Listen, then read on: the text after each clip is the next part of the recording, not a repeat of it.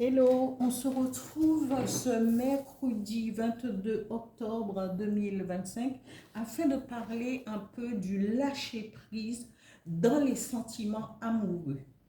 En amour, le lâcher-prise est avant tout une question de confiance en soi et en l'autre, surtout, et dans la vie.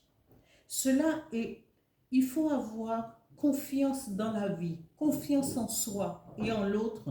Cela implique aussi d'accepter et de ne pas tout chercher, de ne pas chercher à tout maîtriser et laisser la vie suivre son chemin. Il faut oser aussi sortir de sa zone de confort et arrêter de tout planifier en laissant place à la spontanéité afin de vivre une belle histoire. Parce que si vous planifiez tout, comment voulez-vous euh, donner à l'autre la place qu'il voudrait occuper?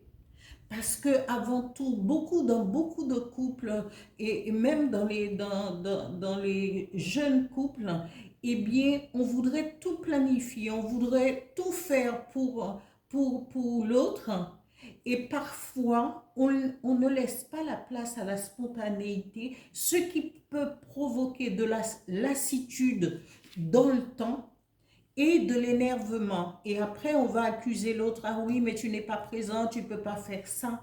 Mais c'est parce il faut laisser l'autre occuper la place qu'il devrait occuper. Et ne pas tout planifier pour lui et pour vous en même temps. Et si vous avez des enfants, et en même temps pour les enfants, ça ne veut pas. Un partenaire, c'est un, comment euh, c'est un partenariat, hein, que vous avez avec votre mari. Vous êtes sur un pied d'égalité et il faut l'être sur ce pied d'égalité en partageant, en discutant, parce que quand les choses deviennent trop dures pour vous à supporter, eh bien, il faut que l'autre soit un soutien. Voilà. Il faut, oui, il faut aussi sortir de sa zone de confort et arrêter de tout planifier en laissant place à la spontanéité afin de vivre une belle histoire. Parce que cela peut gâcher une belle histoire en voulant tout contrôler, tout planifier. Renoncez aussi à tout contrôler et à vouloir changer celui ou celle que vous aimez. Quand quelqu'un arrive dans votre vie, quand vous rencontrez quelqu'un, vous commencez une histoire d'amour, vous ne voulez pas vivre avec votre jumeau, votre jumelle, ce n'est pas possible. Donc il faut, l'autre, il arrive avec sa personnalité, son être profond, l'être qu'il est, avec son âme qui est tout à fait indépendant du vôtre. Et il faut laisser de la place à cette personne, renoncer à le contrôler, à vouloir le changer.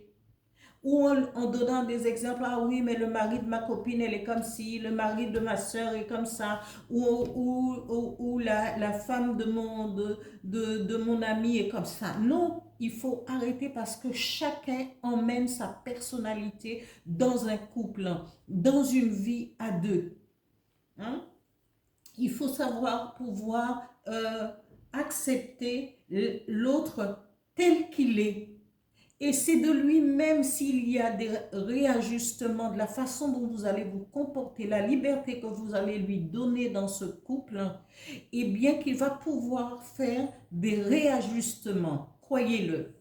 Parce que quand on aime vraiment, on sait si l'autre est en souffrance, si l'autre a besoin d'aide, et pour réajuster tout cela. J'ai déjà parlé de la comparaison, oui, à un ex, car chaque personne est unique et c'est ce qui rend chaque relation aussi unique. Faire confiance, faire confiance aussi à celui que l'on aime. Profiter de la personne que la vie a mis sur votre route. Je termine là pour aujourd'hui, mais on n'en a pas fini parce que dans une semaine, eh bien, on continuera justement le fait de lâcher prise par rapport à des situations amoureuses, à d'autres situations aussi. Au fil du temps, chaque semaine, eh bien, j'aborderai un sujet sur le lâcher. Je commence par le lâcher prise et puis après on continuera. Voilà pour ce mercredi 22 octobre 2025 et je vous dis à bientôt. Merci, likez, abonnez-vous, commentez. Merci, merci. Au revoir.